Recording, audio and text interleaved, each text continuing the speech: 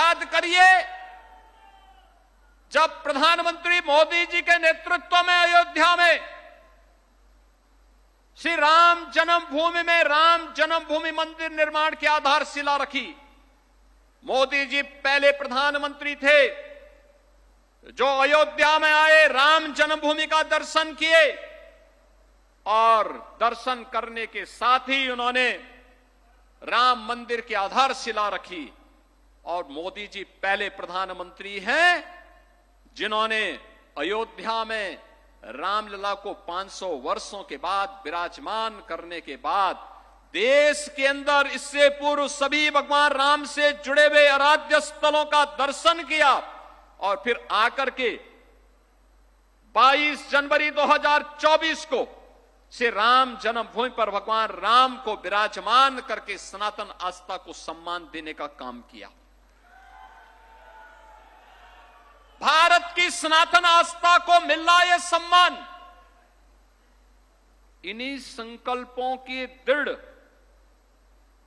अभियान का हिस्सा है।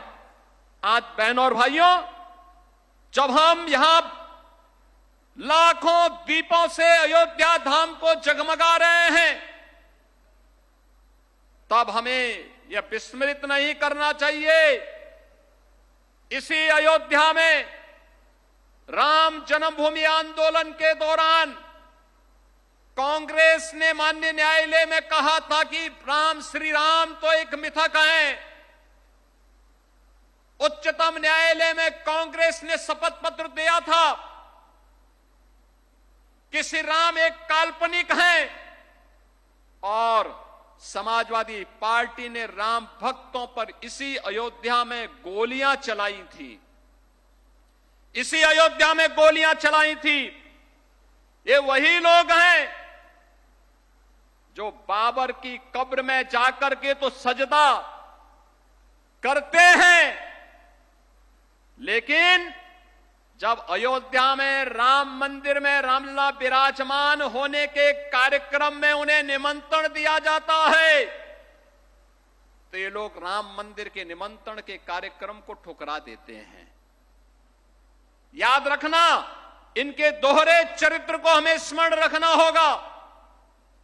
कैसे भारत की सनातन आस्था का ये लोग अपमानित करते रहे हैं और किस किस प्रकार के शब्दों का इस्तेमाल ये लोग करते रहे हैं।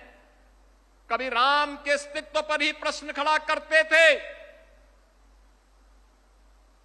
कभी एक आक्रांता की कब्र पे जाकर के सजदा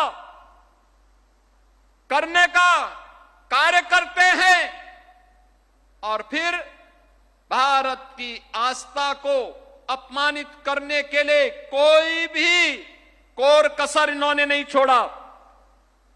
बहनों और भाइयों, ये वही लोग हैं जिन्होंने राम मंदिर आंदोलन के दौरान अयोध्या धाम में मंदिर का निर्माण न हो इसके लिए अपने अधिवक्ता अलग से खड़े किए थे, विरोध में खड़े किए थे कि जिससे ये विरोध कर सकें, राम मंदिर के मार्ग में बाधा खड़ी कर सकें।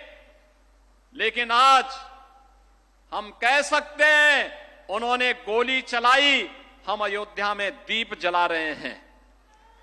उन्होंने ताले लगवाए और पूज्य संतों के आशीर्वाद से आज अयोध्या में राम भक्तों के संकल्पों का एक प्रतिफल है।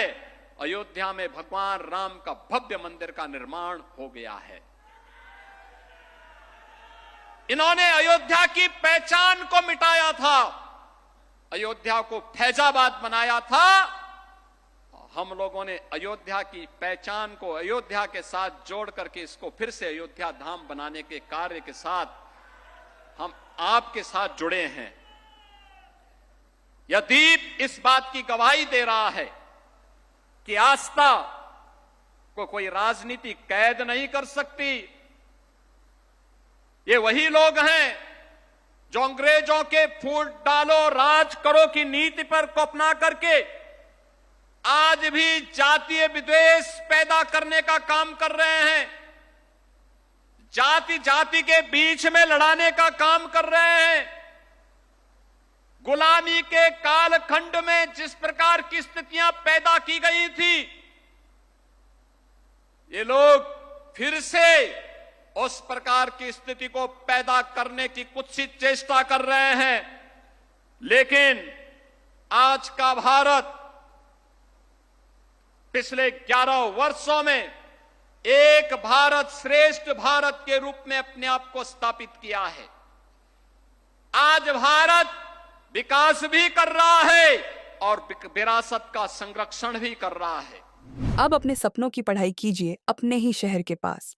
सागर शहर से मात्र 12 मिनट की दूरी पर स्थित है ज्ञानवीर विश्वविद्यालय, जहां आपको मिले सुविधाजनक बस सेवा, आधुनिक कैंपस इंफ्रास्ट्रक्चर, अनुभवी शिक्षकगण और एक उज्जवल करियर की गारंटी।